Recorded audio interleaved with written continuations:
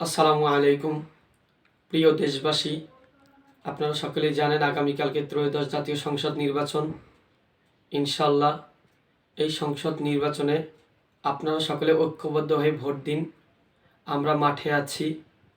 ইসলামী আন্দোলন বাংলাদেশ এবং ইসলামী ছাত্র আন্দোলন বাংলাদেশের পক্ষ থেকে আপনাদের ভোট আমানতকে রক্ষা করার জন্য সর্বাত্মক আমরা চেষ্টা করব।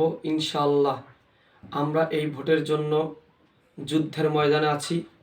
আপনার ভোট, আপনার আমানত আমরা অবশ্যই রক্ষা করব ইনশাআল্লাহ।